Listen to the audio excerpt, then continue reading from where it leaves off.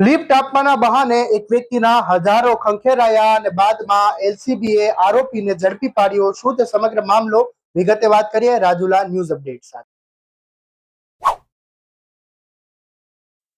ઘટના રાજુલાની છે. રાજુલાના ભેરાઈ ચોકડી નજીક બે વ્યક્તિઓ સોનુ ઉર્ફે ભૂરો અને સુજલ સોલંકી નામના વ્યક્તિ બાઇક લઈને પહોંચે છે. ત્યાં ઉભેલા એક વ્યક્તિને લિફ્ટ આપવાનું કહે છે અને આ વ્યક્તિને લિફ્ટ આપે છે. લિફ્ટ આપીને પોતાની બાઇકમાં વચ્ચે બેસાડીને પીપાવાવ ફોરવે લાઇન તરફ લઈ જાય છે. પીપાવાવ ફોરવે લાઇન ચોકડી પાસે આ વ્યક્તિને ઉતારી દે છે. આ વ્યક્તિને જ્યારે ઉતારે છે અને આ વ્યક્તિ પોતાના ખિસ્સામાં તપાસ કરે છે ત્યારે ખિસ્સામાં રહેલા 17,500ની ચોરી થઈ ગઈ હોય છે. બાદમાં આ વ્યક્તિ પીપાવાવ મરીન પોલીસ સ્ટેશને પહોંચે છે અને ફરિયાદ નોંધાવે છે. પીપાવાવ મરીન પોલીસ સ્ટેશન ફરિયાદ નોંધે છે અને તપાસમાં જોડાય છે.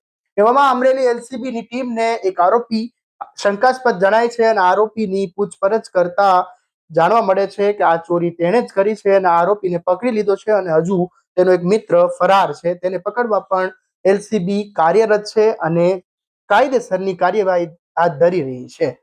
આવા જ અવનવા અપડેટ માટે રાજુલા ન્યૂઝ અપડેટને ફોલો અને સબસ્ક્રાઇબ કરી લેજો અને આ વિડીયોને શેર કરવાનું ભૂલતા નહીં.